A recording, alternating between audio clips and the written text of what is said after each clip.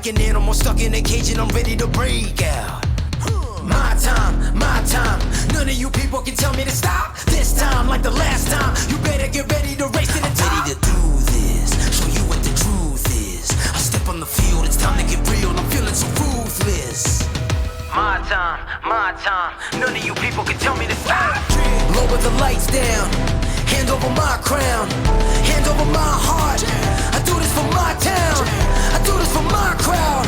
So turn me up real loud. My time, none of you people can tell me to stop.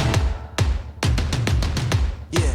So what are you afraid of? Those feelings are made of. Get in the game, your moment of fame, show them what you made of. It's time that we stand up, it's time that we man up. For anyone asking who is the best, we putting our hands up. My time, nothing can keep me from reaching the top. This time, like the last time, I'm moving so fast, I'm ready to ride. I'm ready to throw down, it's time for the showdown. I'm ready to rise, don't be surprised, I'll take on the world now. My time, none of you people can tell me to stop. Lower the lights down, hand over my crown, hand over my heart. I do this for my town, I do this for my crowd.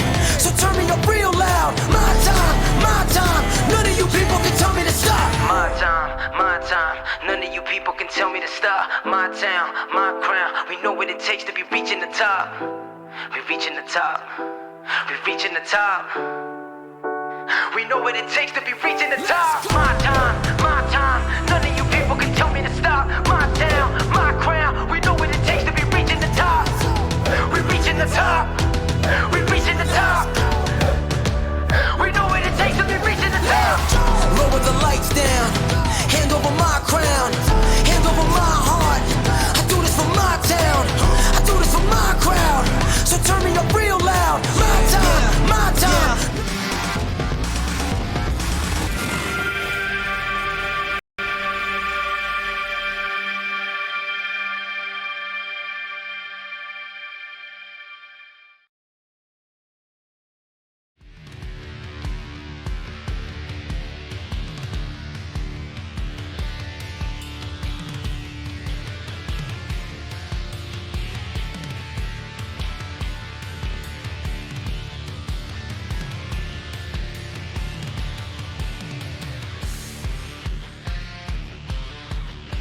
Live tonight from the virtual Auto Club Speedway, we say good evening, sim racing fans, and welcome to RacespotTV's coverage of the 2020 Real Sim Racing Full Throttle Cup Series, powered by Boosted. So happy that you're with us in sunny California for round 2 of this 2020 campaign as we get set for tonight's Boosted Club 160. The season opener on Daytona's high banks have come and gone, and now we continue what is still a 19-week-long march to the postseason right here at the virtual Auto Club Speedway. As always, happy that you're a part of our Monday night coverage here on RacespotTV and iRacing Live. As always, myself, Evan Pasoko, going to be joined alongside by Justin Prince, as well as with our director, Hugo Luis, downstairs, pushing and the buttons that are bringing us all to you this evening. And of course, the Daytona season opener is always a wash if you had a bad trip out in the first way. It's very easy to wipe your hands of it completely and say it doesn't matter. But for the drivers who did find success, it means a good start to the season, Justin, especially for Adam Benefield, who, courtesy of that points, he gets the win. He is already locked into a playoff spot. Yeah, it was a strong race for him, as well as many others, such as Malik Ray having that stellar campaign event with him working with Benefield. 15 different drivers in total, Evan, led laps at Daytona and got themselves some vital points. And those points as the season progresses can also be very important. But there's a saying when it comes to racing, Evan. The season starts when you get to the second race. You can't just base how your campaign's going to go on one superspeedway. And of course, in years past, the trip out to Fontana, California would mean a little bit of normalcy. However, as we learned with this package as of last season, Fontana is not a place tame any longer. Of course, we do give up about 30 to 35 miles an hour in top speed, but what that does give us is really tight quarters action. And of course, because we run only a 30-week calendar in this Full Throttle Cup Series compared to a 36-race calendar and what you'll see in the NASCAR Cup Series, some races are not there, such as the Spring Las Vegas race, but Fontana stays the same. So you got a teaser of what that would look like 2 weeks ago in real life, as well as with the Cup Series on the iRacing eSports Network. It is going to be 5 wide and handsome a couple of times around this 2-mile D-shaped oval. Absolutely, and there's a lot of challenges too when it comes to the fixed setup, when it comes to what these drivers will be competing with today that can potentially differentiate a little bit. Tire saving going to be very vital because this is a setup that swings tight. If you go full throttle too much too early, you will potentially end up burning that right front so much, you'll struggle to get off the corners and struggle to get yourself through the field. It's going to be also very vital to have good track position. That's why a majority of the field has already put in qualifying time for today's race, Evan. So there's a couple different factors these competitors have to think of, especially with the fact that, at the very least, it is a one-stopper. And of course, it is, as always, an RSR competition, 2-lap single-car qualifying, something that we were just talking about here in our chat. It doesn't look like that Adam Benefiel, your race winner from Daytona, is here this evening. That win to automatically lock yourself into the playoff only is valid if you start at least half of the regular season races. So knowing that, it appears that it is just an off week for Benefiel and that he should be back in time for next week's competition. But it always is exciting when we head to SoCal. Let's take a look trackside at tonight's boosted.club starting grid.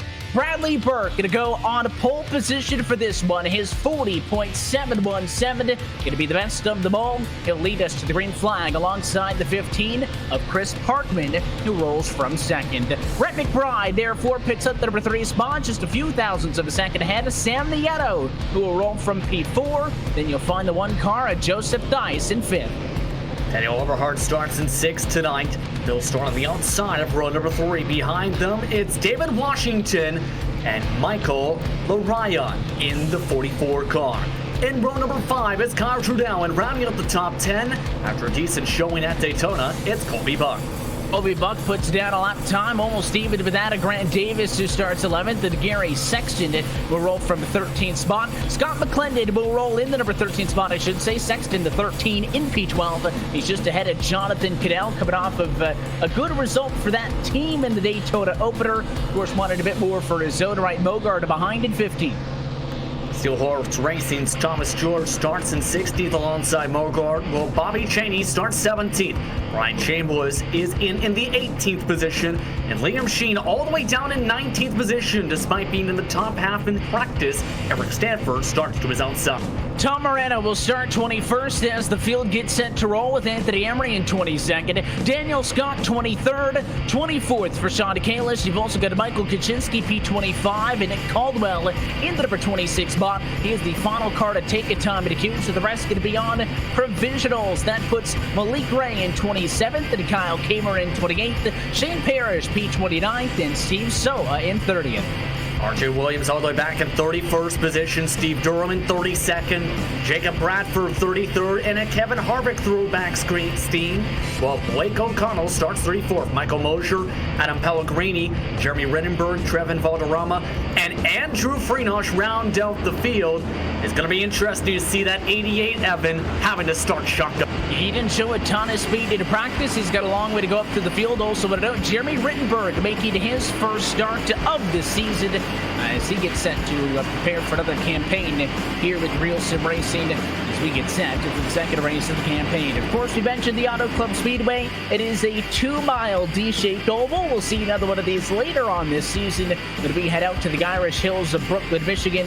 The 2 miles, 14 degrees of banking, wide, flat, long corners, the name of the game. And this package is going to make this thing very interesting, at least right off of the get-go.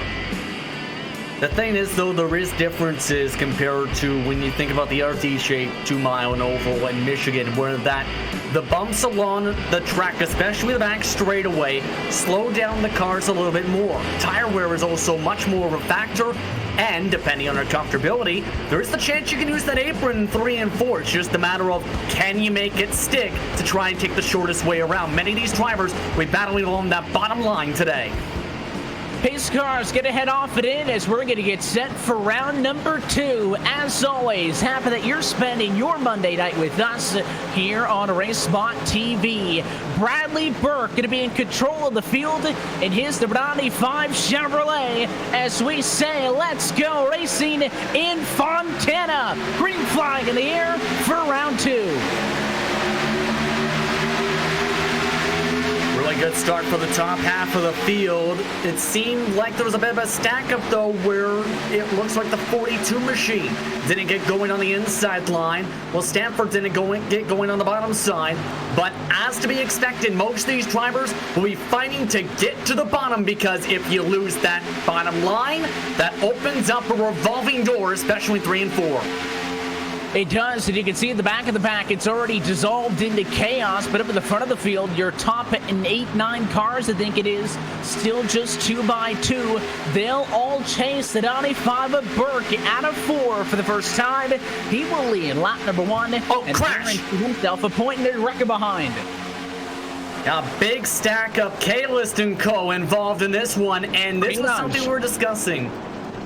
Yeah. The 88 for Redon, one of the top cars. He's down in the grass, too. We were discussing this before the race, that if drivers weren't careful, they would potentially stack up in turn 4. That's exactly what happened, because this does swing tight. And you could also potentially bobble like Kalis did and snap towards the grass. That's the air difficulty, and that collects multiple drivers, including Freenosh. It looks like a couple of cars involved. Freenosh was really in the thick of things, although admittedly his car doesn't look that bad. I saw Soa, Pellegrini, a couple of the cars towards the back of the pack involved. Presumably, just a bunch of cars who did not take a time to qualify and who wanted to hang out at the back and be safe to get this thing started. Yeah, that's not how many of these competitors, to say the very least, wanted the races to begin or what they were expecting. Usually you see that after a couple laps, but in turn, just one driver couldn't hold on to that middle to top line alongside some of the bumps and collects multiple competitors, not expecting that to happen. A tough break early on to get a lot of the drivers involved in that one. It's simply calamity for the incident that happened there on the back. So your race leaders now have an opportunity just one lap into the race to kind of catch their breaths and reset. Not expecting a big slew of cars down to the pit lane. Of course, the back of the pack, you're going to want to be in to get damage repaired. I haven't talked much about the weather yet in this one, but noontime conditions compared to that Daytona opener that were in the late afternoon, so things a little bit hotter. 110 degrees trackside, hottest track temps we've seen this year. Of course, we'll see that a couple more times as the season goes on. You can see the wide shot there. Second half of the pack, you'll see cars diving to the pit lane. Yeah, this type of racetrack, the main thought is, why not? Because even 1 to 2 lap tires difference in terms of wear, it's substantial on the long run, Evan. And remember, these drivers have to at least make it a lap 40 either way, so there's a chance this helps them a little bit. Bit of contact on pit road. Looks like the 30 Kaczynski collecting another car. Yeah, I saw some smoke while I was watching a couple of the cars coming out of the pit lane, and it does indeed look like that. I'm not sure if it was, not committed to getting into the box or what, but somebody was a little slow. The 20 machine of Jeremy Rittenberg, I don't think he knew where his pit stall was, and then when he tried to make the turn in, the 30 car was behind him, gave him a shot to the bumper.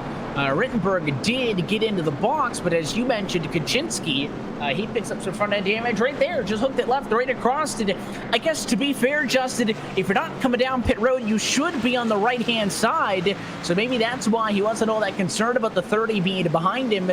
So if you're Kaczynski, you're upset because the guy checked up in front of you. But if it's vice versa, you're mad that a car's driving down the left-hand side.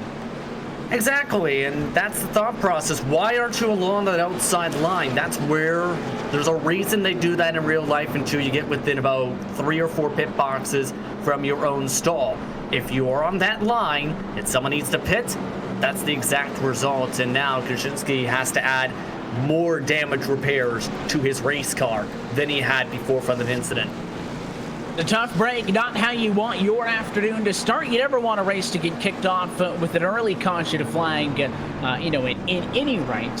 However, of course, if you're already onto the pit lane, you don't want insult to injury and have any more stack up. We saw 5 caution flags in the Daytona season opener, so that was 20 of the 100 total laps, which is about on par, Justin, I would say, with the plate race at Daytona. You look back to the last race here last year, Auto Club wasn't till round 5 on the year. This race had 9 cautions. 36 of the 80 laps were under yellow flag conditions, hoping that this one sees more green flag action than that one did. Well, this is a difficult track, mind you, when it comes to 2-mile circuits. A majority of the incidents, well, in my expectation is be off turn 4, because as we've seen, there's the potential you get loose on these short run because of the hot temperatures.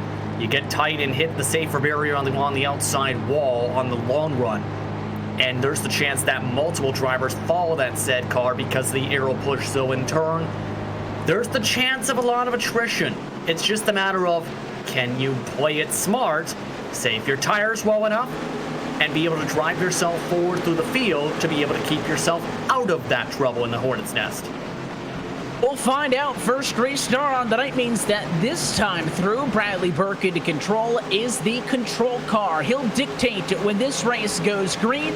As the base car heads off and away, it is now at his discretion. Still holding at pace speed of 70 miles an hour. Now he puts the right foot down. Green flag back in the air. 5 laps behind us. It's a good jump for the 95 as he pulls a few car lengths to turn 1. But this package, though, it's not the greatest thing in the world because you can still get reeled in, especially down that front straightaway with this group. It's just a matter, though, of will there be enough side draft and battling behind them to help them pull away on the short run. You can see the on-board shot there with Michael Araya. He's tucked up in the back bumper of the 98 machine. I think it may have been in front of him. But David Washington, who comes down over the nose of the 7 of Kyle Trudell. That's actually the 2 car on the bottom of the racetrack for this race. And you can see that now he'll go side by side with Araya with the top 1, 2, 3, 4, 5, 6 cars, single file, all drafted off of one another. Parkman has got to the bumper of Burke. He'll look to the outside as McBride will try to fight for second. And Parkman's in a really bad line. You do not want to get up that high because it opens up the whole entire bottom. And now he's in a bad situation because he'll need to dive to that bottom as soon as he can, or else these positions are going to continue to be dropped on corner exit. And of course, that's going to be a thing all night long, so you got to figure it out ASAP. Of course, these drivers going to kind of feel their own cars out over the course of 80 laps at Fontana. Not a sprint by any means, but it also ain't a marathon. I mean, this race has got a good middle portion, as we mentioned off at the top. If it goes green, you could go for the one-stopper. Yellow's probably going to be a big factor, but your race leaders are getting some separation. Looks like Parkman did not have a good experience through 1 and 2 that time, so the one that Joseph Tice going to go on through. He'll pick up the 3rd spot, and this battle you're watching where the 15 car is now for 4th on back. And it looks like Parkman is really struggling with that tight condition I talked about. When this car gets tight, it can be difficult to arc it down to the white line, and when you don't get to the white line, there's the potential you burn up the right front. So that's why you see in these types of races with this type of package at this racetrack, drivers not going full throttle in the corner, saving some tires to make sure they're able to rotate their cars for the mid to long run. Parkman having a bit of an up and down experience so far in the short run. If you're not familiar to this Full Throttle RealSimRacing Cup Series, it is a fixed setup as somebody got sideways. That was Malik Ray, who was way down. I thought he got loose, but that was a block to keep Bradford behind him. I think he was way down to the apron, back in the pack, and you can see as we pick them up now, they are side by side. Ray funning with Eric Stanford for what is 15th and 16th on the racetrack as both of these cars try to find their way through some traffic after Ray led the cars who did not qualify, being the first provisional from P27. Yeah, to be honest, not the biggest fan in those types of blocks this early on in the race, but the counter argument is you need to keep track position. And if you're fighting with somebody side by side, that can lose you a couple tenths per straightaway inside track. So in a lot of the cases, especially if you're in the NASCAR Coca-Cola iRacing series, your thought is, I'm not risking that. May as well force the car behind to check up and keep that track position. And in turn, he's now already a staggering plus 12. He's doing a very good job of making some marks. Another driver who's been on the move as you watch the race leaders battle here.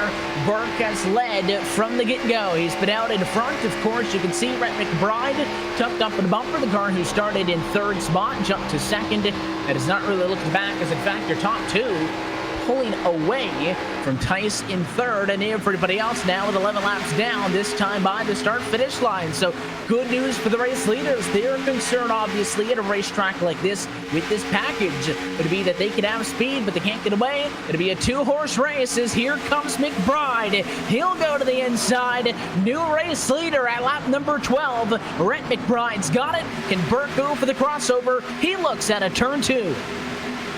Good head of steam for Burke. I'm surprised he didn't try and send it. I think he's thinking may as well conserve the tires. Instead, given a bump draft, and that was discussed a little bit in the real-world broadcast at Auto Club.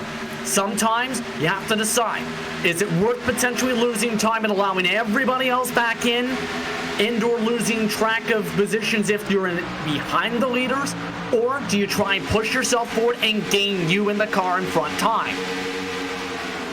And if they continue to fight, of course, the concern is you might allow the drivers into this. That blue machine, the number one, Tyson third. He has started to reel it back in. They're side by side for fourth, even further behind, as David Washington makes the move on Chris Parkman. So Parkman now drops to fifth, the lowest he's been all night. He rides Washington's bumper down the back straightaway. Also, again, though, somebody who had a run opting not to look to the inside. He gets a little bit tight. And now here comes the two-car, San Nieto. And that's where you start to see the drivers and the differences between who went full throttle on the long run and who's going well for this perfect timing. Burke with a good run down the front stretch once again to take the lead, and a bit of contact behind him. Nieto got a bit of a And there was a little bit of contact there into the quarter, as looked like it was Mogard who pushed up. I think he might have actually stayed off of the two machine, but he was awfully close to him and nearly pushed him up the hill. They're nearly three wide now. Look at that 7 car again. The two Nieto way down to the very inside. No room, though. They'll stay side by side. The battle you're watching is Mogard and Parkman side by side for position 5 and 6. The duo behind is Trudell and Nieto. That's the two sets of two, as they're going to let the race leaders get away with this if they stay hogtied like this. Yeah, this is losing them a decent chunk of time here with this shuffling right now. They're currently losing about 2/10 a lap, and Mogart knows this quickly, cut off Parkman. And surprise, Parkman hasn't tried to go to the inside again, electing a bump draft instead, knowing he's struggling a bit at this point of the run. But there's a car to have to keep an eye on. In the back end of this grouping, Ray has already reeled these cars in. He's right behind that red in sand-colored machine you see. He's right in the midst of all of that. That would be the 4 of Anthony Emery. This is kind of back into mid-pack at lap 16, where they have yet to be able to get any of that separation that we have seen from some of the other drivers. So they'll stay the contact. The 2 car got away sideways. Sam Nieto's going to hang on, but man, did he nearly go for a ride as he pushed up on Trudell and somehow didn't spin it out. Now this is getting dicey, and Nieto's got to not be happy right now in that race car with some of the luck in his way. That was just the case in Nieto's situation, where he got contact because a car got loose off from the top. And now he's got to worry about cars diving to his inside and the potential of damage from that. Of course, once you get checked up, I mean, everybody's going to swarm on you. You don't think anybody's going to take any pity. They see that as an opportunity to kind of hit you while you're down. But he actually is able to stay up in front of Michael Lariah, so the 44 is behind him. And how about some more 3 wide? Here we go again. Thomas George on the inside. It's Grant Davis in the middle. They're both going to squeeze out. I think that's the 15 of Parkman, who again qualified in second position. Was a top 10 car, I believe, earlier in practice, but just has not had it at race pace. Malik Ray down to 51, going to go to the bottom. The latest driver to go to make a move on him. Yeah, Parkman's got to figure out how to get this car to turn on the long run, or else he's going to go right to the back end of this field. But Ray has figured out that same counterpoint to be able to save the tires on the short run, be able to rotate the car in the long run. He's got a massive amount of speed on corner entry to apex to be able to make some of these passes.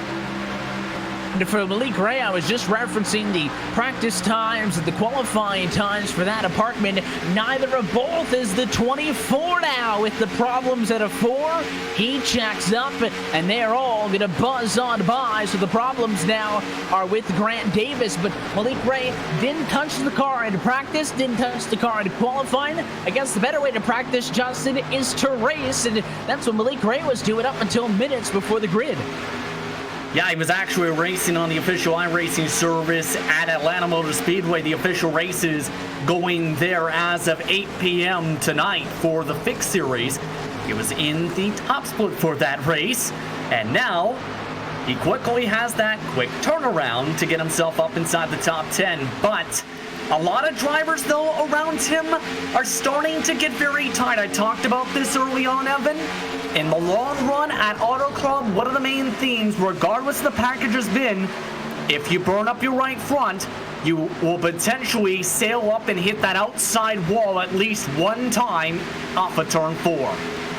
And of course, be down lap number 20 next time by. Going to be quarter distance through this boosted Club 160 coverage, as always, brought to you by Boosted, the place where gamers and creators go to monetize digitally. We'll build free e-commerce stores and help get sponsorships for those looking to build their brand. Go to boosted.club for more information. You're looking at the trio of cars that are fighting right now for second, third, and fourth at the racetrack. Still, Tice, McBride, Washington in that order.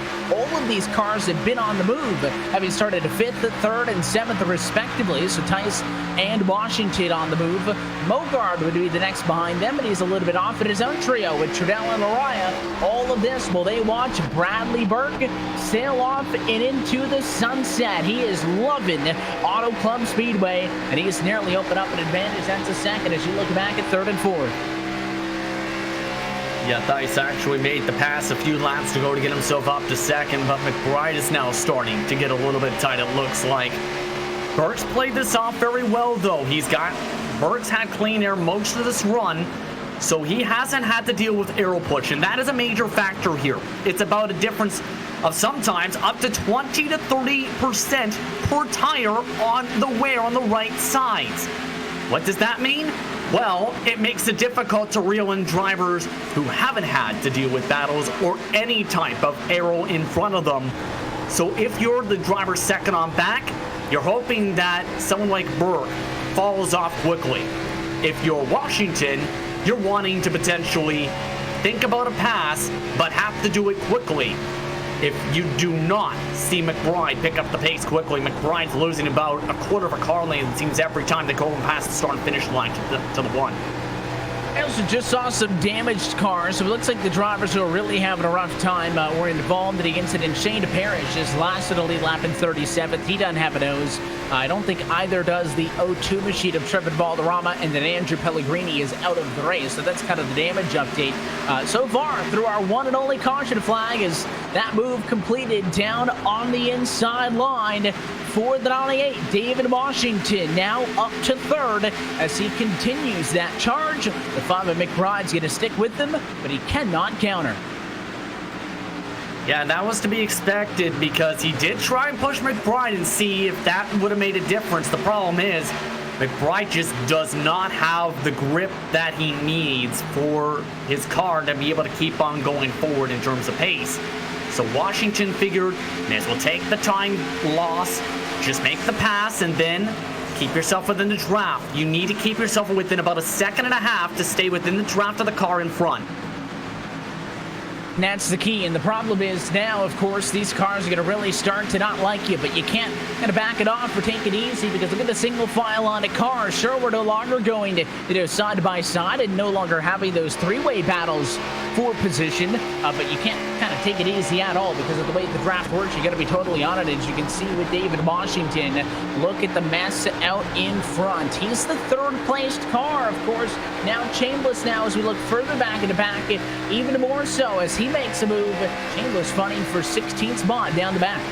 Oh, we have a car in the wall. Jacob Bradford really jumped the cushion and then some and smacked the right front off the safer barrier on the 29. And that was in one. So, yeah, he went way up the racetrack and just completely missed the bottom and the top and then some. Looks like we're going to get a second look at this one, really without Warren side by side for position to watch the 29 machine go up, and just totally miss the quarter. Wasn't a huge bit of damage, but it's a pretty good look, and I'm seeing some of the remnants of that damage, right front damage on that car. Of course, he lost positions from it as he now falls back to 33rd, which is exactly where he started in this race. So all the progress that he had worked some 24 laps to make out the window. He'll now try to get a spot back as he battles down the back straightaway with Colby Buck. Yeah, that aero damage is definitely going to hurt him down the straightaways by a couple miles an hour, and that is very crucial at this racetrack where, with this package, straight line speed means everything. So that's definitely going to hurt him until he can get a caution flag. But there's a lot of battling going on across this field. See some of the battling here, but you can see with the battle for the top 10, McBride has fallen all the way back there. That's in part because Ray took that 5 car 3 wide, and now that 5, if I'm looking right there, might have a touch bit of contact on the left rear. We'll see if you do get a bit of damage. How much is that going to hinder you? Because there's a few cars that we know of that have some damage. McBride certainly has damage on that left rear, very noticeable. To get a good peek at it. So for him, something that he's going to want to get figured out. Of course, battling right there with the 2 car of Sam Nieto and then Anthony Emery, the lead car in this big group as he pilots a number 4 machine. So this battle, P9 and 10. Thomas George coming up through traffic. The 9 machine started 16th. He's in 11th. He is in the middle now as he'll go to the bottom in his Sirius XM Ford. Yeah, it's going to help him that Nieto's trying to make a pass right in front of him to be able to give him some draft. And has to send it hard on the entry. The problem is, again, that the car's going to push up. The reason Nieto's been able to make this pass too is Emery was the car who made that contact, it seems, with McBride in that 3 wide situation. Emery now electing to just give the push so they can reel back in Trudell. That's exactly what the idea is here. So we'll see now at lap number 29, everybody committing still to go for the one-stop strategy. Of course, that early yellow really helped for fuel-saving measures, but I don't think it made that big of a difference. The MO of this one still come in, pitted about halfway, lap 40, and be able to go the distance in this boosted Dot Club 160. But something else that's happening is the race leaders getting reeled in. You'll see it when the top of the screen cycles through up there. Bradley Burke's advantage. advantage was once way higher than it is now. In fact, 9 is going to pit. So just as I say, maybe we're committing to the one-stopper. Thomas George in at lap number 29. But Joseph Tice, there it is. The one car has been chasing down the 95 of Burke, who I'm not going to say has gone unchallenged. There have been cars, McBride one of them, who has cycled through, battled with him, and all since fallen away. The 95 machine, his advantage was about a second, no longer. Now it's down to about 2/10. Now, a couple drivers, it looks like, trying to take gambles with the strategy because you can't make it on the one stop on fuel. It's the thought on the tires. But that was the thing I mentioned, was many competitors might have been hoping that Burke overran his car to try and build that gap. And with this package, once you get in the draft, that allows you to keep yourself within that battle. And now, Joseph, I think, is in the best situation here to try and get the slipstream and get the run. Downside, Shane Parrish is there to give some draft to the leader. So as you go on board with him, you can see he'll close a little bit in on the bumper so that Camaro lettering is no longer visible, but he's still a few feet shy. Does not going to make the move, and that lapped car will get up and out of the way. That is Shane Parrish, who I mentioned a little bit ago. Doesn't have a front clip anymore on that machine, and it is also going to hurt him off of the quarter a little bit. Tice could not come right up. Small hesitation. That third car in line, or fourth actually in your shot, Washington is in P3. If these cars get side by side for the lead and can't figure it out, then that means that they're inviting that third place machine back into the picture. So if I'm Tice, I'm going to set it up and get it done right. You look off of the back now of Burke as P2 continues to lurk.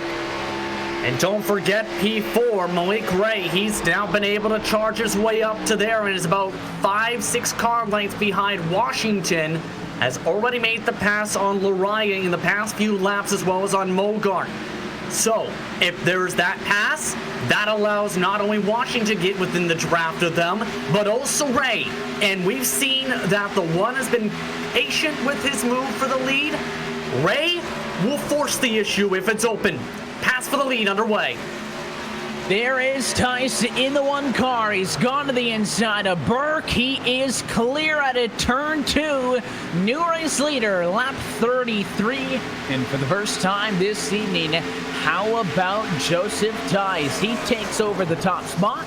Of course, he secures a bonus point. The only other bonus point possibly available would be for leading the most laps. It's all you can get in Full Throttle Cup Series competition. But he is out in front fighting for the race win. It's exactly where he wants to be, and it took him a good bit of time, but as these race leaders opt to not come down to that early cycle of pit stops that, we saw a couple of drivers, including Thomas George, partake in.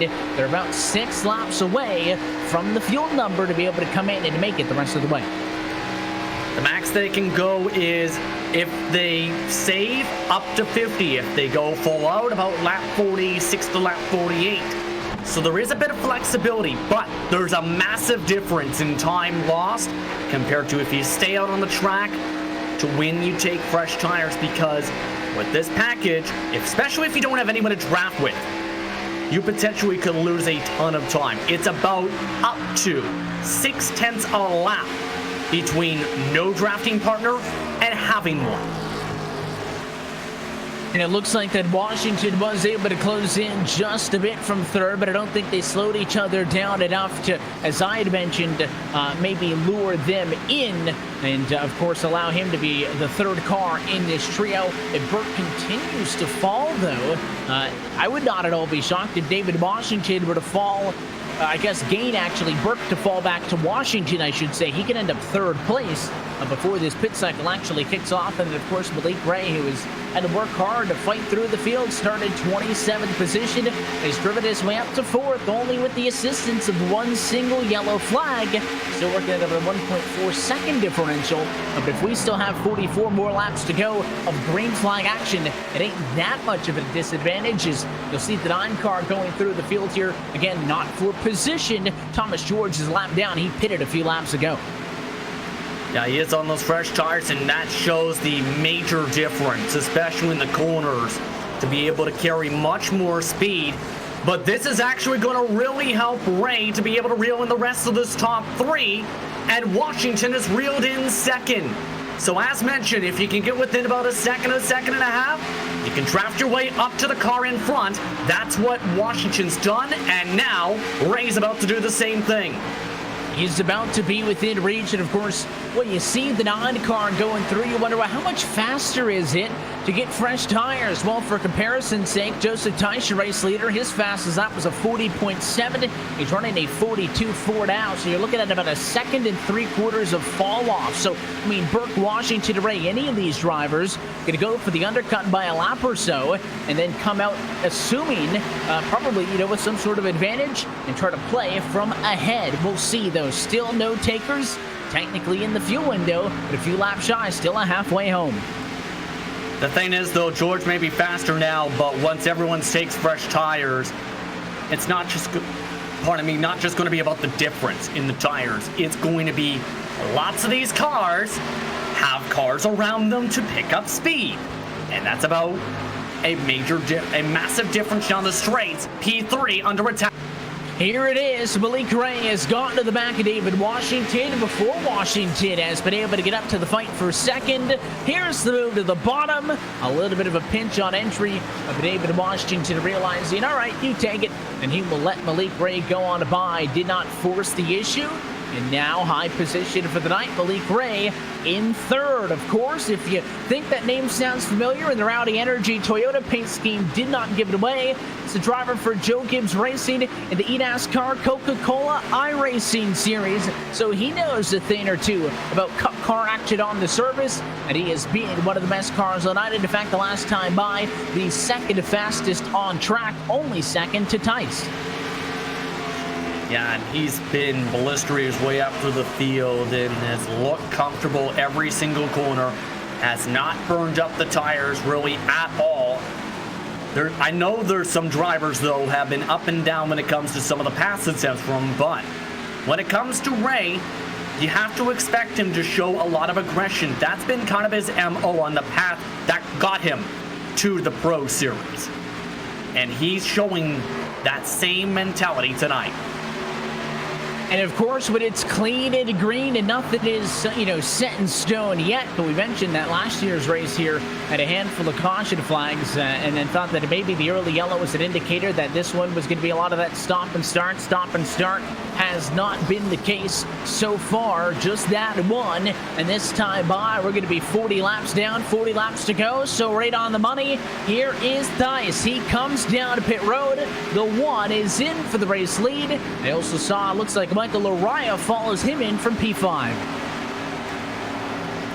Yeah, so going with the simple strategy. Now the question's going to be when everyone else comes in. And remember, there were drivers who did come in after just a couple laps, but there hasn't been any really significant differences as we were potentially expecting. Eberhard is the farthest up who hit in the 11th position.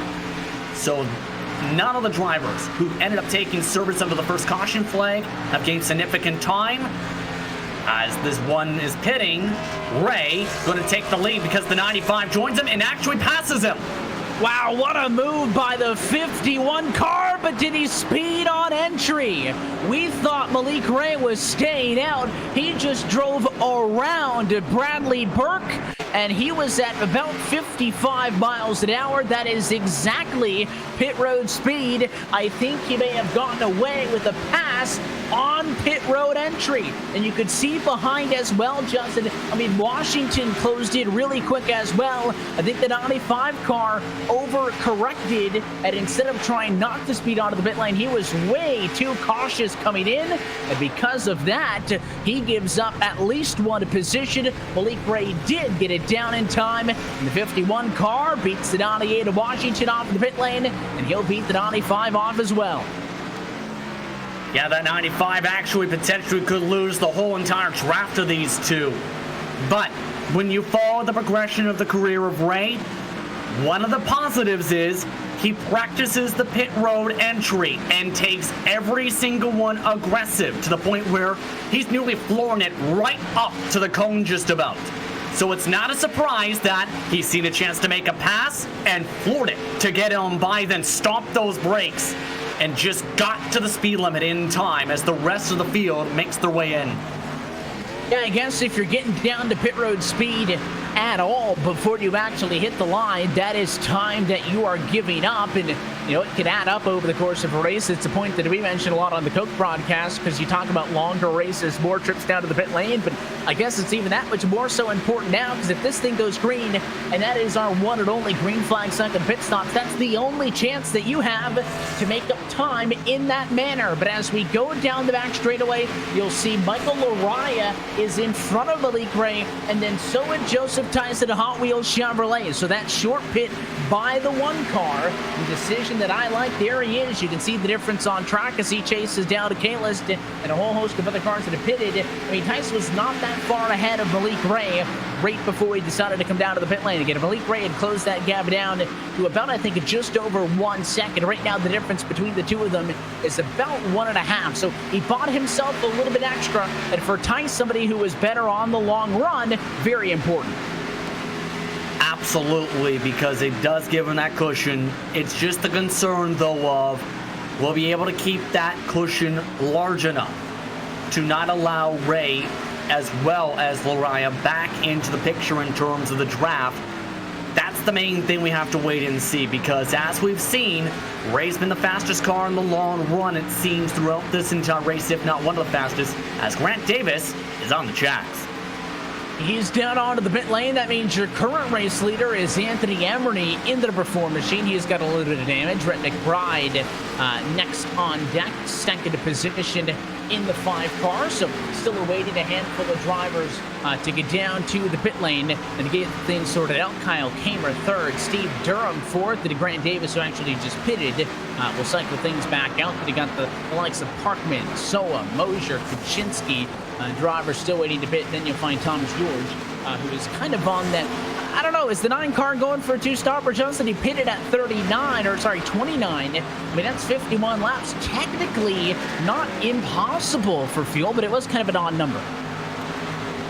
Yeah, because in the Coke Series race at Auto Club, there were drivers, remember that was about 100 laps distance, give or take, where drivers tried to pit at 50 to 51, as this pass is being made in a 3-wide situation on the screen because of Grant Davis. But to answer the question, I don't know if I like the call from Thomas George, because he's going to have to save a lot of fuel to be able to make it work. And the difference between him and the 1, only 3 seconds. Yeah, I mean, even if you don't save fuel, I think Tice is going to be able to get up to you no matter what. Still watching what is the net battle for the race lead. It is Anthony Emery and Rhett McBride. Both of these drivers, I believe, have yet to come down to the pit lane. Don't see any numbers that would indicate they have, except for maybe on that first caution flag cycle if they were at the back, which gives you a little bit further fuel mileage. But there's the 5 of McBride. He'll go to the bottom. This is a fight for position right now as the 5 machine tries to make some noise, can't get all the way clear, and they'll drag race down the back straightaway. These cars, remember, do have to pit pretty soon here, because the caution flag did stretch the window by a couple laps with that early yellow flag, but both of them have to be at the very edge of the fuel here. But here's the thing, McBride, I think, in part is making this pass because the front nose damage from Emery really is slowing him down the straightaways. Liam Sheen not helping this case, though. No, he's not. He just kind of inserts another car into the picture, and Sheen's going to be able to get on to buy in the number 52 machine. So it did make it a little bit hairier than it needed to be, but in the end, McBride is able to get around the 4. Now he'll go right back down to the bottom. So Emery, even though that you could consider this a little bit of garbage time, that time out onto the racetrack where you're maybe just staying out hoping to catch a yellow to get lucky on the pit cycle, they're still fighting as McBride drove it right back into the bumper. Actually thought he was going to drive it through him, but opted to stay off. And then there's other cars in this. Kyle Kamer right there, 3rd spot. That's the kind of light blue with a black and number 8 car. And this is 4th position. And then it is a 14-second jump back to Soa, who sits in 4th. So 3-way fight for the race lead. Here we go, keeping things interesting as the race leaders from earlier still cycle through traffic. Yeah, these drivers are losing a lot of time, but remember, they're going to have much fresher tires Here's the thing, it's going to be the matter of will they be able to reel in the time. That is something that's extremely difficult to do at Auto Club. At other tracks, not as difficult. But an interesting note, Thomas George just made a second pit stop. Yeah, so interesting because we had thought that the idea behind the strategy was that, maybe he's trying to go to the limit on the fuel, but the question that I had to pose was it that or was it a two-stopper? And to be fair, I'm not sure if either made a ton of sense, but for the Don, he's committed, and that second stop will easily take him the distance on fuel, but he's going to be a mile behind everybody else. In fact, if he's a lap behind, he'll be at least 2 miles back. Yeah, he is already a lap down just from taking that pit stop for George. I'm confused about the strategy. It's way behind even drivers such as these you see on the screen.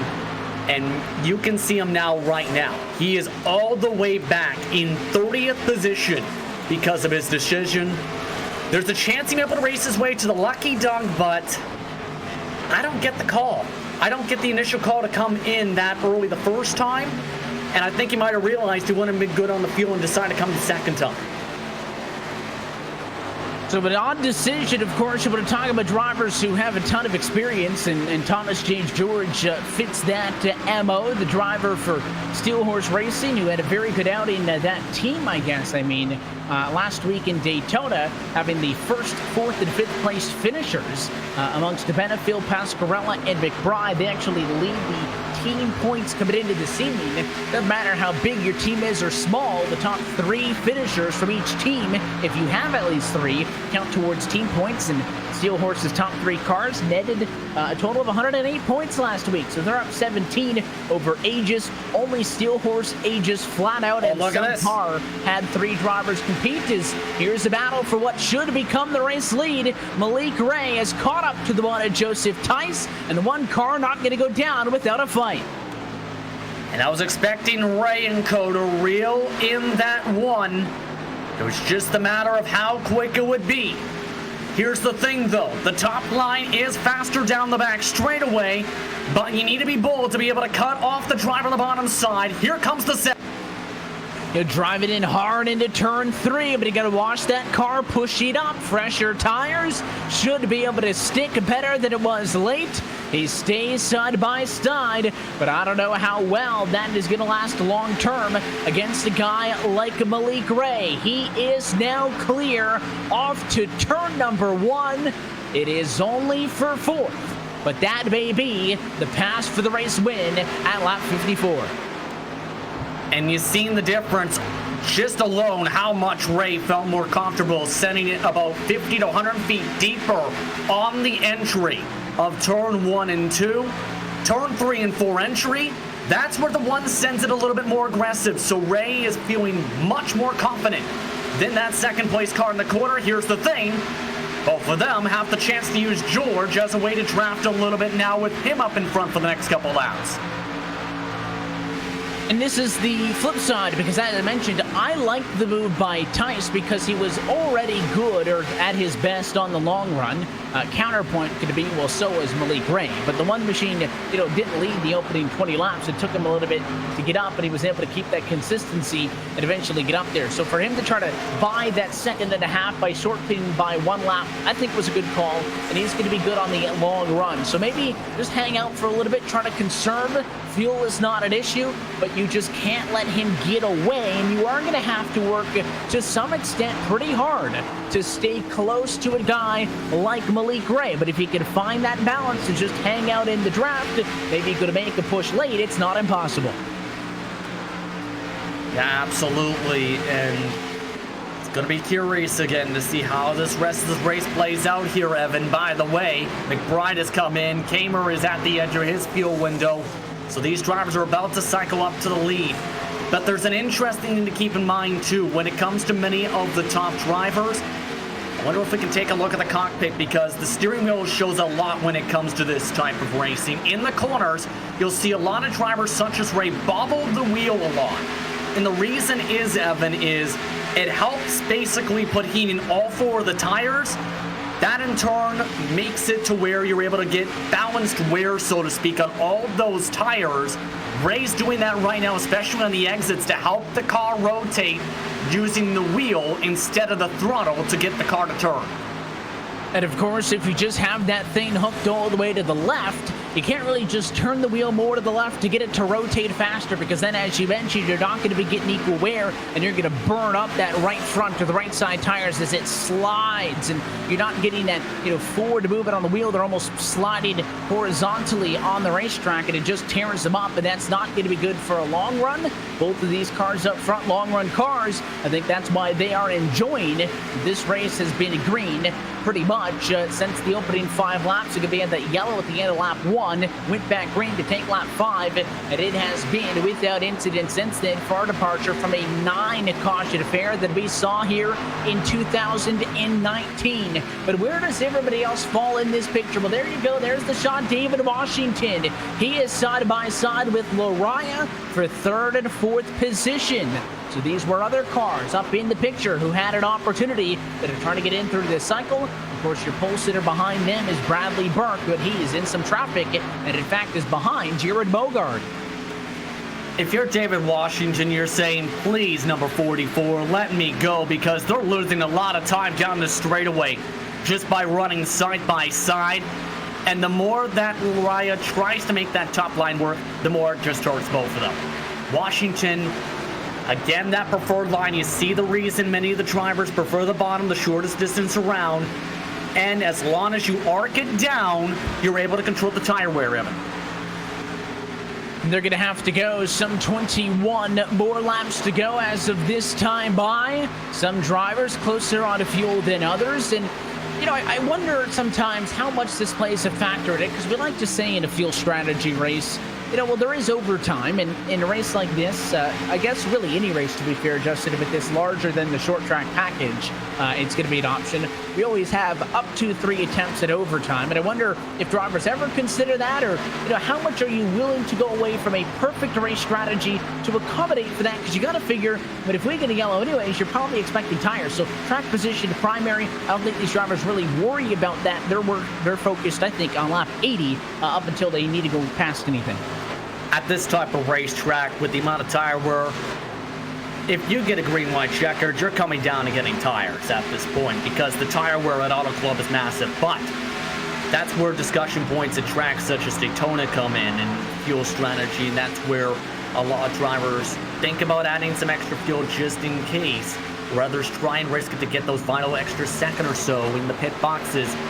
This is the type of racetrack where you don't gamble with that, because if you stay on old tires, Evan, you're a sitting duck by the time you get to turns 3 and 4, and it would potentially cause absolute pandemonium. Working right now with 25 cars on the lead lap. So if we're talking about some drivers and you're like, well, I don't see him in the battle, there's probably some lapped cars in between them. That's why you can't just count 1, 2, 3, 4, 5 cars off of the leader to find whoever's in 5th place. You are watching the battle right now for 8th and 9th position. RJ Williams has got it. Jonathan Cadell, the 69, took it from him. So move Cadell into the number 8 spot. It's a race high for him. And although Williams did go backwards, having started in 31st position, he is the biggest mover, up 22 spots in this race thus far. Good as an opportunity as any to remind everybody that there's $5 on the line every single race week to the biggest mover who gains the most spots from where they started if they qualified, Justin. So for the 27 car, Malik Ray, or the 27th place starter, Malik Ray, he did not qualify. His plus 27 doesn't count. RJ Williams, his plus 22 doesn't count because he didn't qualify either. So you got to look for cars that did too. That would be P26 on up. So, your biggest mover could be somebody with a little bit more modest of a gain, like a plus 10 for a Mogard, or some of the drivers more in that conversation. Yeah, you mentioned Mogard, currently the biggest mover, it looks like, in the non-qual, in the total qualifiers, I should rather say. With that 15th place starting position, the rest of the drivers have only gone up around 4 to 6 on average who put in qualifying laps. But it was something we discussed. It is difficult to come back from the back of the field with this big setup in this field. If you qualified up in the front, unless you're Ray, you have stayed where you've been unless there was some trouble in front of you or something to take advantage of. And admittedly, as you speak of him in some of these other battles, I mean, Tyson's done a good job of not falling back. He's lost car positions. I mean, he's, 4 or 5 car lengths off of him for the race lead, but he's only, 3/4 tenths off. So he and Malik Ray aren't getting away. Of course, there's the intervals at the top of the screen. Tice plus 0.316, now 366, dropping a bit. You can see David Washington and Michael Araya, both more than a second off of the race leader. Not a ton, so they are doing their best to keep Malik Ray honest, but even if Malik Ray's behind you, I'd be concerned. I'm not sure how likely it is you're going to chase him down and get him, but Joseph Tysket is going to give it 110% and see if he can make it happen regardless. So some of the other battles on track, you got the 95 of Bradley Burke, who honestly, with the way the opening half of the first runaway adjusted, I thought he was going to be untouchable. A couple of cars went up on the bumper, even passed him at times, but he was the constant one through it all. And you can see the driver there in number 6 bodies behind Bogard. You can see Bogard in front of him. There's the 2 of Sam Nieto to the bumper. But it was the second half of the run. The long run speed just was not there. And in a race that goes green like it has tonight, that's the difference maker. Well, here's the thing, too. Remember, Burke spent much of the first half of the run in clean air. Only really had to deal with cars fighting side by side or dirty air until the final 10 laps or so, until the pit stop window and right about now. It's much more easier to drive the car when you're in open space. When you have to deal with the draft in front and the extra weight in the steering column and a bit more tightness, that's where the tires start to melt, and that's where really the difficulties come in when it comes to driving this package at Auto Club Speedway. So this is hurting him, this dirty air, as we're absolutely seeing. Sometimes that clean air can mask those differences in a race such as this. And we'll see if it ends up, playing a factor later on. But certainly, you see what it has done to this point, at least with Burke. And, Bogard's getting away from him. So the 15 car there, that camouflaged entry a little bit further back down the road, that is actually not for position. Chris Parkman, who started in second, is a lap down now in P26. So another driver who has just not had things go together. So that Realtree camo car is not for position. I'm just looking at Nieto getting up to Burke. He was on his bumper down at the other end of the racetrack this time by 67 down, 13 to go. He is not. So these drivers trying to open it up and close it out. 24 cars still on the lead. Lap 37 still on track. It is all Malik right now as he starts to open it up out front. Yeah, but there's still lots of chances for position battles to be done here at this point because there is a lot of shuffling. It's going to take him at least a couple laps, I think, to be able to get a run into turn 1 to dive on the inside and make sure he gets clear, because if you don't get clear by the apex, it hurts both the cars. Just looking like he's struggling on corner exit because he's sending it too hard on the entry. But drivers like RJ Williams still having to deal with Jonathan Goodell. Other drivers are battling 11th on back in a cluster behind Gary Sexton and co. at this point. They've gone back and forth for 10th on back. So many drivers are still fighting for points at this moment. And that's big because, you talk about a 20 race regular season. Last year it was 23, so those are smaller opportunities. If you win a race, and again, you meet the minimum participation requirements, which is 10 races of those 20 in the regular season, you're going to be in the playoffs. I find it, nearly impossible that we're going to see more than 16 different winners in those 20 weeks. So the wins are going to be important, but every year we see spots based on points. I don't think anybody's shocked that Malik Ray, if he can go on to win this, that he's going to have a race win at all.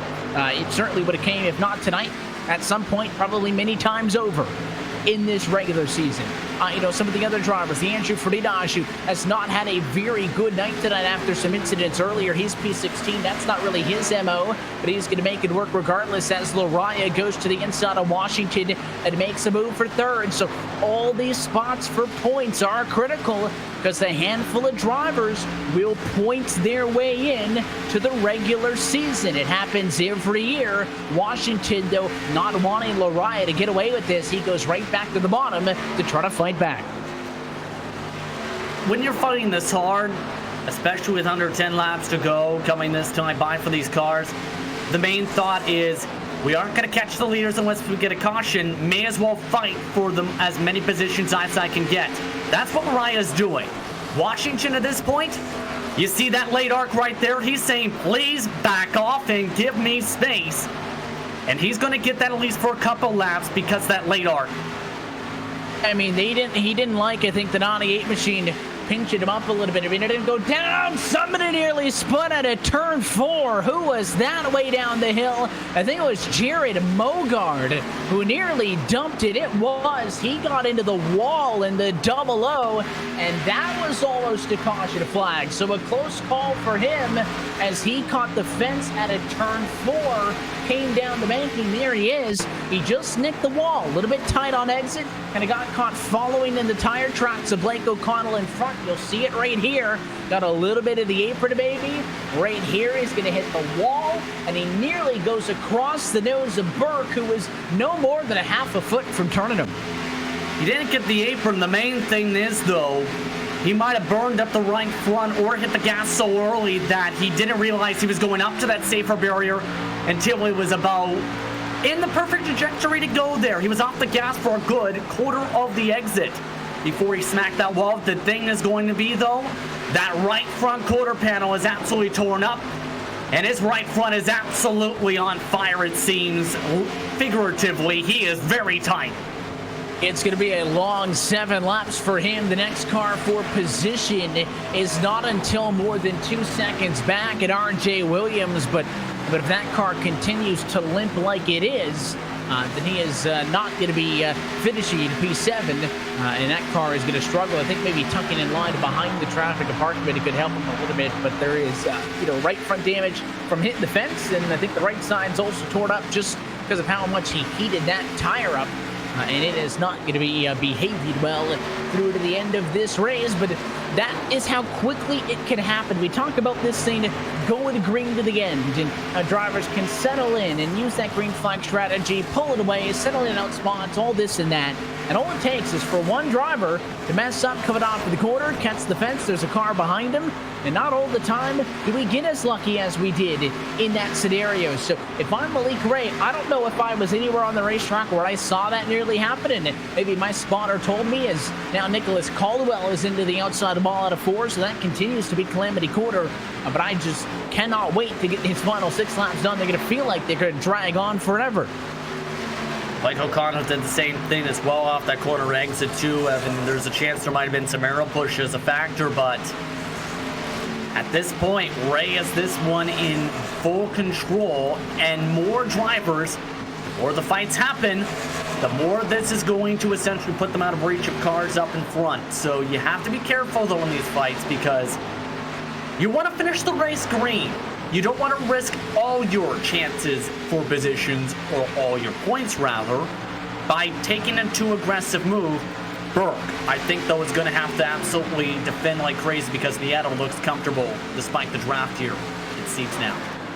He does. He is certainly settled in, and now we'll see if this duo is going to be the battle to watch to the end of the race. As you go on the board now is Sam Nieto. He'll go down the back stretch. Started in 4th. Burke started in 1st, so both of these cars have lost spots from the drop of the green flag, but still with fast cars looking to pick up a lot of points here in Auto Club. The points in this Full Throttle RealSimRacing Cup Series weighted heavily to the drivers who finished up at the front of the field. If you finish inside of the top 5, top 10, you're in the high 20s, the 30s, and of course 40 points for the race winner.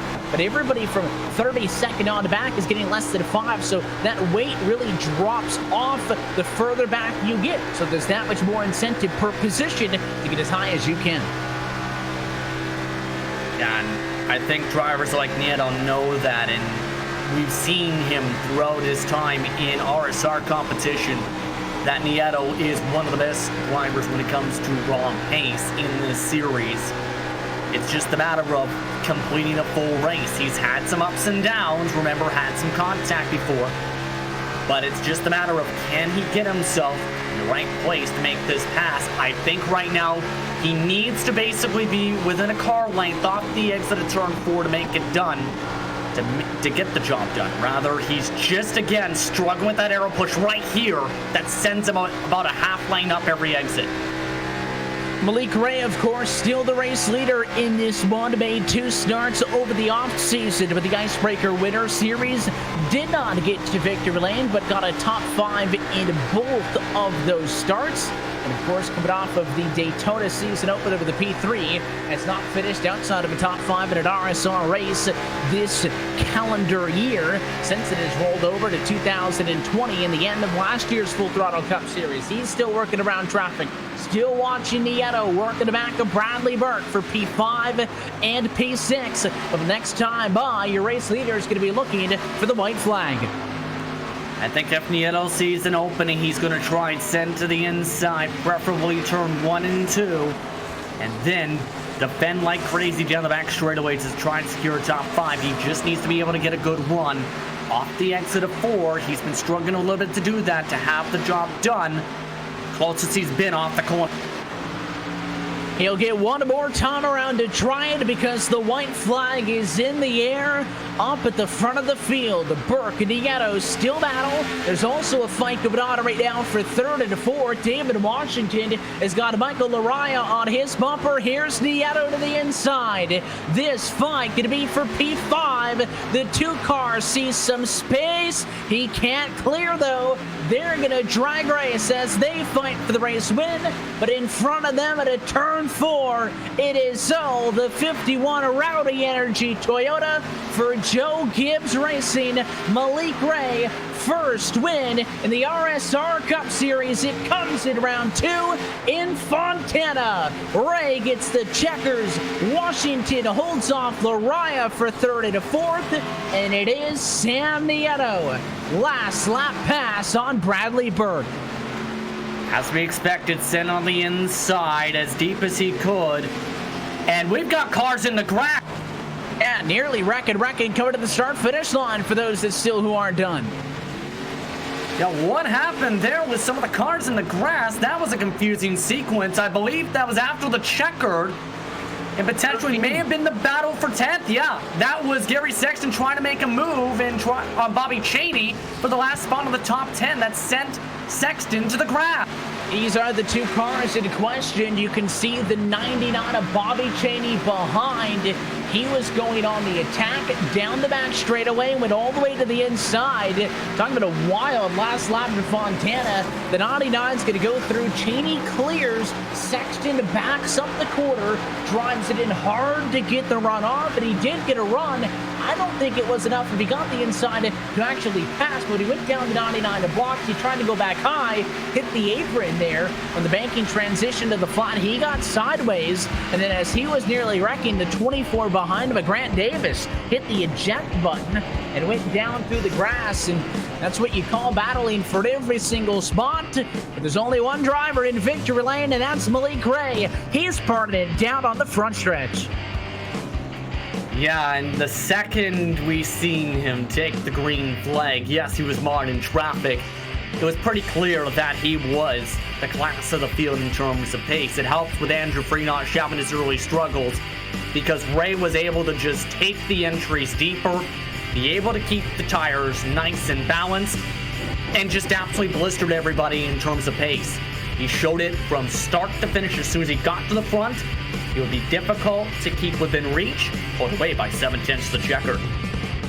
Top to bottom at tonight's RacespotTV full race results. It is Malik Ray getting the job done just to the tune of about 3/4 of a second. Was able to run away from Joseph Tyson again. David Washington comes home 3rd. We'll do our best to talk with some of those top 3 in just a few moments. Michael Laraya comes home P4 and Sam Nieto in 5th with Bradley Burke winning out in that exchange for the early part of the race, but Nieto passed him late, so he falls to P6. Williams in 7th. A quiet P8 for Jonathan Cadell, with Jared Bogart and Bobby Cheney, the top 10. 11th spot, Gary Sexton. Absolutely interesting battle, to say the very least. He absolutely had to wheel that car to save it on that transition, though. That was one of the first times I've seen a driver struggle with that at Auto Club in the past couple weeks. Grant Davis, though, 12th position. Brian Chambliss, 13th. Eric Stamper, 14th. Kyle Trudeau in 15th. Andrew Freenosh, a shout out to him, started shotgun from the field, got involved in the first caution on lap 1, and finished in 16th. A good recovery, 21.9 seconds back, however, of the checker flag. Kyle Kamer, 17th. Brett McBride in 18th. Emery and Scott round out the top 20. She's been on down through the running order. 21st position for Tom Morano with Jeremy Rittenberg at P22 in his first race of the season. Thomas George 23rd, and then Steve Durham in P24. That is the cars who finished on the lead lap, but a lot of one-lapper downs in. It includes Chris Parkman 25th with Michael Mosier, Nick Caldwell, Michael Kaczynski, Jacob Bradford, and Sean Kalis through 30th. Kobe Buck in 31st position. Dropped like a lead balloon, unfortunately, for him through the running order. Last driver one lap down was Liam Sheen. Blake O'Connell 2 laps down, 33rd. Scott McClendon finished 34th, a very quiet day for him. And Daniel Everhart also 2 laps down in 35th position. 3 laps down, it was Steve Sowa with Trevin Valderrama involved in first caution flag. Finished 7 laps down, 37th. Shane Parrish, no front end, finished in 4 laps down, 38th. And Andrew Pellegrini, he was involved in the first caution flag, parked it after just 8 completed laps. Look at the bottom at your full race results. They're powered by Boosted, the place where gamers and creators go to monetize it digitally. We'll take a quick opportunity to step aside, and when we come back to Fontana, we'll talk with your top finishers. It's Malik Ray on top. He's the winner of tonight's Boosted Club 160. It starts right here and right now. Let's go racing from Daytona.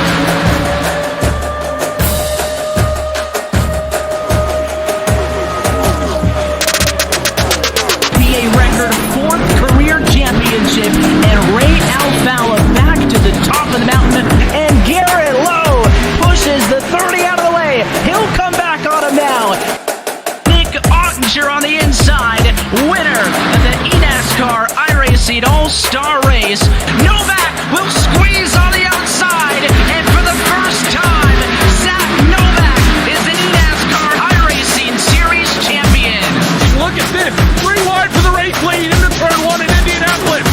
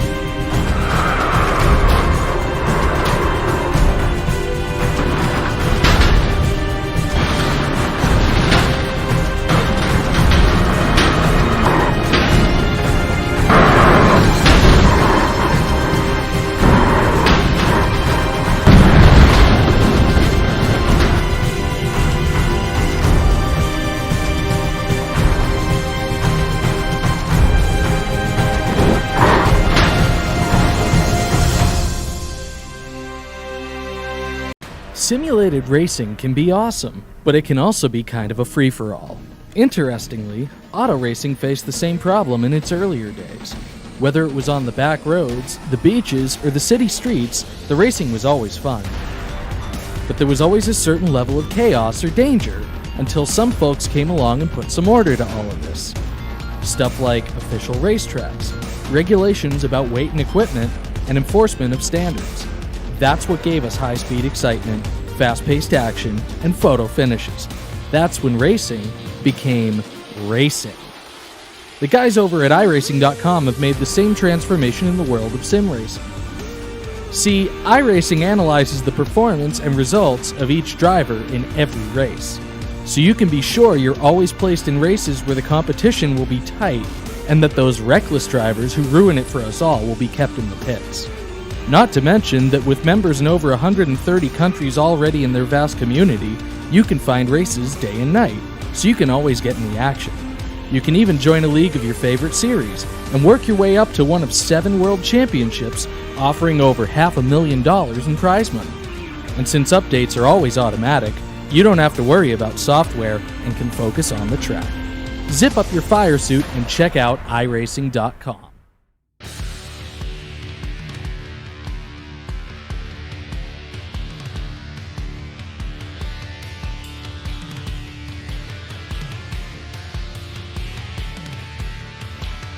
And back live from Auto Club Speedway for post-race action is RacespotTV's coverage of the 2020 Real Sim Racing Full Throttle Cup Series powered by Boosted. Continued with tonight's Boosted.Club 160. It is Malik Ray down at Victory Lane, and that is where we kick off our post-race action is down in Fontana, Victory Lane, with the driver of the number 51 Toyota. First win this year in the RSR Cup Series for Malik Ray, who we're chatting with now. Malik, congratulations on the win. A long road to hoe, though. Started to P27. We had 1 yellow early and thought this race may have been like last year's with 9 yellows instead. It goes green the distance, and that worked great to your MO. Yeah, I was really happy that it was able to go green for as long as it was, because I just tried to make sure I was just saving my tires, because I know like with the new tire update, tires are pretty huge now after 25 laps in.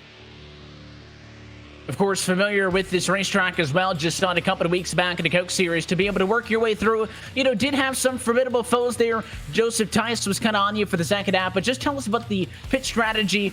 Was rather clear-cut to go for the one-stopper, but, you had kind of just caught that lead group of 3 right before the cycle of yellows, and the one decided the short pit you did not yet. A little bit of a gap to make up. Just talk us through that. So as I had caught them, I saw that they were going to try to I think they were trying to split it halfway. I think the leader, he pitted coming to lap 39, and then the other one pitted the very next lap. So I just tried to make sure that I tried to get all that I could on the pit road, because I saw that I wasn't going to be the first car down. So I was just trying to minimize the gap to Joseph when I saw he pitted the lap before. Of course, a little bit of a different off the schedule here. You got the win, so if you are able to make it to 10 starts, that means that this win would qualify you into the championship for this year, but still a long road until we really get into a championship conversation. Next on deck is Atlanta next Monday night. Going to be making the start of that one, and if so, what kind of challenges does that racetrack bring with this package? It's probably going to be very tight. You're going to want to make sure that you hold the bottom and just try and just save your. That's pretty much all there is. Yeah, we look forward to seeing how that one shakes out. It was a long, hard, fun night for you, so we'll let you get back, drink some Rowdy Energy, and celebrate. But before we let you jet out of here, Malik, who makes it happen? Rowdy Energy, Joe Gibbs Racing, Kyle Busch, and Interstate Batteries. Appreciate all you, and you guys for broadcasting too. I appreciate all you guys. Hey, we appreciate you having you on track on Monday night, Malik. We also appreciate the time here post-race. Again, congratulations. We'll catch you next time out. All right, man. I'll see you later. It's the driver of the number 51 Toyota in victory lane tonight in Fontana. Ray comes top of the Boosted.Club 160. Second half of that long battle, Justin Joseph Tice, who's second tonight in the one car. Yes, indeed. He led a lot of the laps, to say the very least, tonight here at Auto Club Speedway. Joseph, first off, how does it feel to finish second tonight? Well, I'll definitely take it. Finishing behind Malik here at Auto Club. You can't get much better than that. I unfortunately missed last week, but for my first race of the year, I'll definitely take it. First of all, what was going through your head as you were trying to, at the time, battle with Bradley Burke to get the race lead, and then see how this race cycled out? Because you and Burke in the first half of that run were 2 of the quicker cars in the field outside of Ray. Yeah, I was kind of, biding my time. I'm glad we kind of singled out, they're pretty quick. And then, I started catching Bradley a little bit and got by him. And then it was just kind of, okay, well, let's pace myself until, lap 39 when I pitted. And I obviously was keeping an eye on Malik, and I pitted right on lap 39 and came out. And, from then it was like I knew pretty much, it was me and Malik and Washington and Michael might have gotten to us if we'd played around a little too much. But then it was just trying to battle Malik. What did you feel you needed to have the chance to try and make a pass? Because you didn't make it easy on Ray. What did you feel you needed to be able to have that little edge to be able to battle with Malik Ray up at the front, to be able to try and close that 7-10 gap? Well, fortunately, I wish I knew. I did about everything I know to do. So I've always, you always need to learn something here. So I need to figure out something because, yeah, I battled the best I could. But I mean, he's a pro, so I can't be shamed by being beat by a pro. So, like I said, I did all I knew to do. If there's something better, then I need to figure it out. Now, first of all, next race is at Atlanta Motor Speedway. Will we see you back for Atlanta? And what are your thoughts on that racetrack? Oh, yeah, I'll definitely be back. I hope that last week was about the only race I missed. But, I was looking at the early schedule, Auto Club, Atlanta, Homestead, Texas, like all those good high tire wear tracks. Like, I'm really looking forward to the next 3 to 4 weeks and try to get the best I can out of it. Because once we get to the short tracks, I'm probably going to be nowhere near the That's in reference to tracks like Bristol and Richmond, which are the short tracks that follow that stint you were referring to. Also, don't forget about the new Texas in that mix as well before the short tracks. But who would you like to thank for being a part of your Hot Wheels machine tonight? Well, first of all, I got to thank my teammates, Grant, Bradley, Michael, and Sam. We were working hard this week trying to figure this place out. And I mean, I think our results showed, I think we had 3 in the top 5 or 6. So thank you guys for the broadcast. Thank the RSR admins for putting on this league. It's one of the best I've ever been in. And of course, I always want to thank my wife at the end of the night for allowing me to take a couple hours every Monday night to come do this and have a lot of fun. Congratulations on the second place finish tonight, and congratulations to a stellar performance for you and your entire team at Flat Out Motorsport. All right, thanks guys, appreciate it. That was Joseph Dice finishing in second tonight. Evan, over to you. We always appreciate when the drivers give us a little bit of time to chat post-race. A big thanks to race winner tonight, Malik Ray, second place finisher Joseph Dice, for giving a chance to chat with us.